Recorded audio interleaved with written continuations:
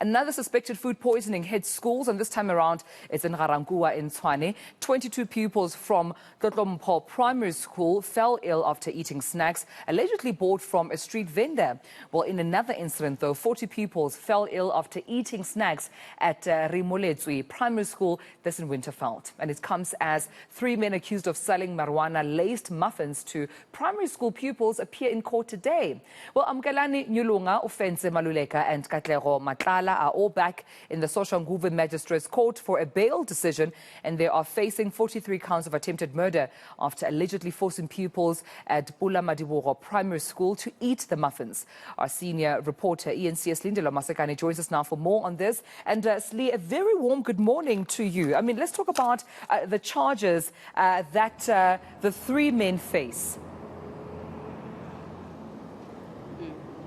So we're looking at about 43 charges of attempted murder, and this is after, of course, we saw more than 90 pupils having to be rushed to a local medical facility here in Soshanguve after they consumed what's believed to be muffins laced with cannabis. About 2 weeks ago, we saw the applications, the bail applications of the 3 men accused being heard here at the Soshanguve Magistrates Court, and we are expecting a bail decision. Now, in that bail application, we got a little bit more detail around the charges, of course, that they were facing, but the circumstances that led up to those learners being rushed to a medical facility. We heard from the prosecutor how the victims are aged between 7 and 13. We heard how the accused were allegedly outside of the school premises selling these muffins at 2 rand. At some point, they were actually even giving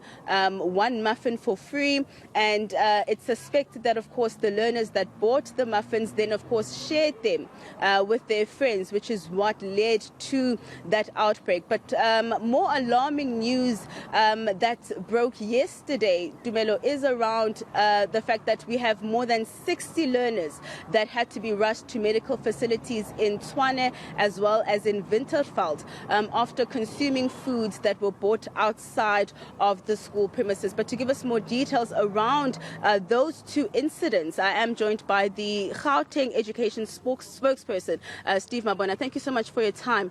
Very disturbing to learn that we've got more learners being rushed to medical facilities. Can you just give us more details around the latest incidents? Definitely, it's quite sad what is happening in and around our environment. Taking cognizance that we are endangering, lives of our children. Hence, we will put an emphasis that the community and the parents, we need to be vigilant.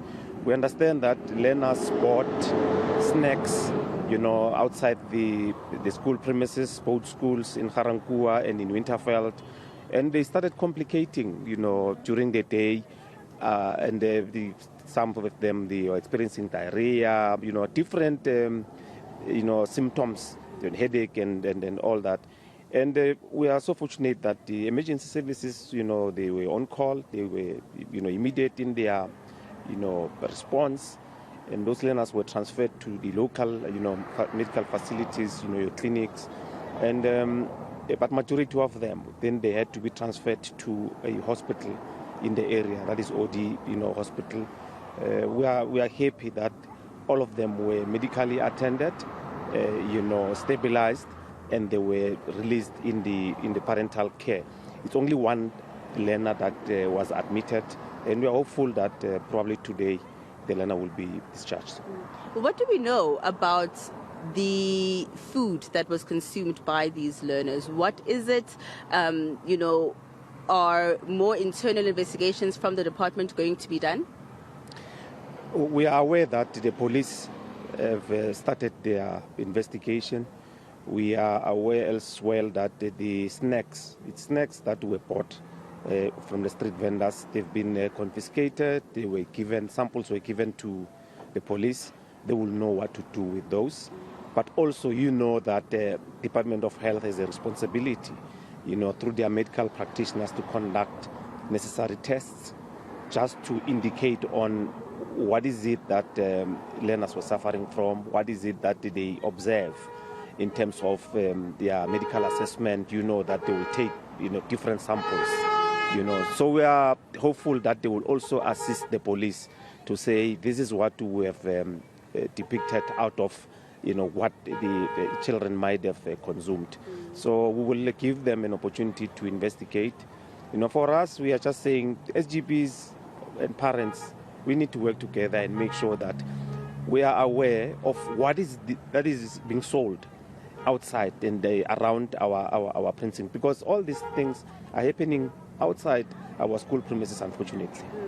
Perhaps then, what do we expect from local municipalities? Because from what I understand, these street vendors outside of the schools, necessarily they should not be there. They should be removed. So are we seeing a lack of oversight, perhaps, when it comes to the role of the Metro Police, the local municipalities and their authority in ensuring that these remain safe environments outside of our schools? No, look, street vendors, to a certain extent, they are allowed to operate in our space as long as there's an approval from the SGBs. Because remember what happens in around our schools, parents are responsible because it's more of governance. So parents are responsible, but then they don't need to be aloof. They must work very closely with the authorities, make sure that we are aware of who is selling what in and around our space. I mean, we need to do that often and make sure that our children are safe. Is the department concerned about the increase, I believe, that we're seeing in the number of incidents of learners being needing medical attention from such incidents? I mean, we're here in Soshanguve because at least more than 90 learners had to be hospitalized. We're quite concerned.